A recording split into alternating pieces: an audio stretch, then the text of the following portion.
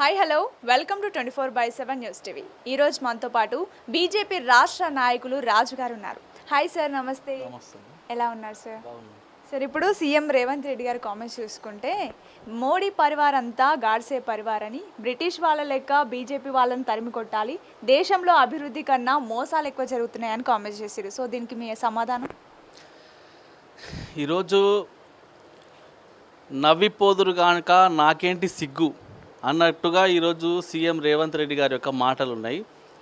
గుజరాత్లో పోయి ఈరోజు ఏఐసిసి సమావేశాలు జరుగుతున్నటువంటి క్రమంలో కావాలని ఈరోజు మోడీ గారి మీద, భారతీయ జనతా పార్టీ మీద అక్కసు వెళ్ళబోసుకుంటున్నాను. ఈరోజు అడుగుతున్నాం మేము, అయ్యా సీఎం రేవంత్ రెడ్డి గారు, మీ యొక్క రాహుల్ గాంధీ గారు ప్రతినిత్యము భారత రాజ్యాంగం యొక్క బుక్కును పట్టుకొని తిరుగుతాడు కదా దేశం అంతా. అంటే దేశంలో స్వేచ్ఛ లేదు, సమానత్వం లేదు, స్వాతంత్రం లేదు, సౌభ్రాతృత్వం లేదు, లౌకికవాదం లేదు, ఇవన్నీ చెప్పుకుంటా బుక్కు పట్టుకొని తిరుగుతాడు కదా.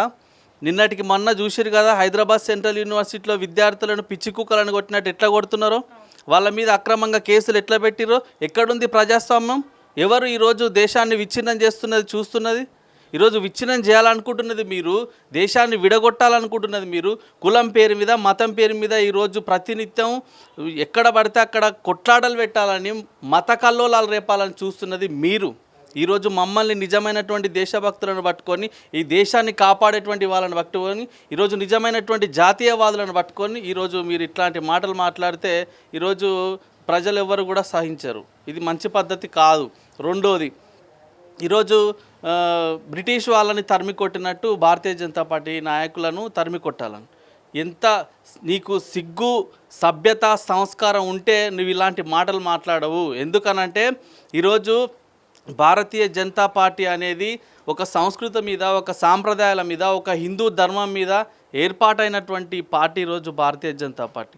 అలాంటి పార్టీని పట్టుకొని ఎంతోమంది, వేలాది మంది, లక్షలాది మంది ఈరోజు జాతీయత కోసం, దేశం కోసం, ధర్మం కోసం ఈరోజు అమరులైనటువంటి చరిత్ర భారతీయ జనతా పార్టీది.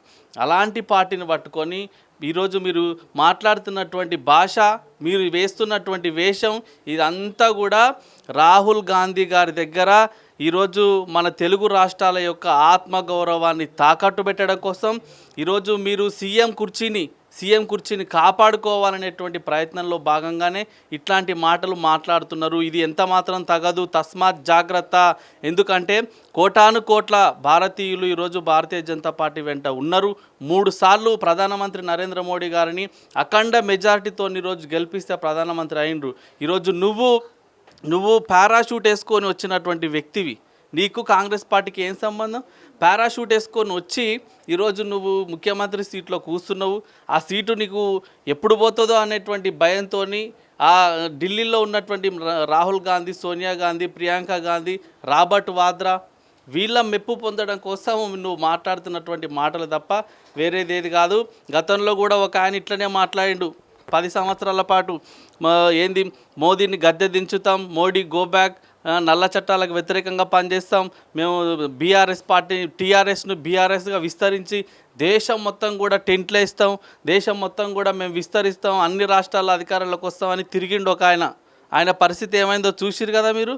కాబట్టి మాట్లాడేటప్పుడు జాగ్రత్తగా మాట్లాడాలి, సంస్కారంతో మాట్లాడాలి, సభ్యతతో మాట్లాడాలి. లేకపోతే తెలంగాణ రాష్ట్ర ప్రజలు ఆత్మగౌరవం ఎక్కడ కూడా తాకట్టు పెట్టరు. నీలక్క తప్పకుండా నువ్వు మాట్లాడేటువంటి మాటలకు ప్రజలే సమాధానం చెప్తారు. Okay sir, thank you so much.